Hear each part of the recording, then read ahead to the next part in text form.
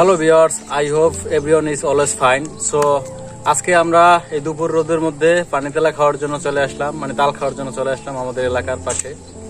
তো ভাবলাম তো শুধু আমরাই খাবো, তো আপনাদের একটু দেখাই, সেজন্য আসলে ভিডিওতে আসা। সো দেখেন, আমরা আসলে দেখেন এই একটার তাল দেখেন, শহরে হয়তো বা কিনে খেতে হয়, কিন্তু আমাদের গ্রামে এগুলো কিনে খেতে হয় না। পর্যাপ্ত পরিমাণে গাছে হয়ে আছে, বাট খাওয়ার মতো লোক নাই, ঠিক আছে।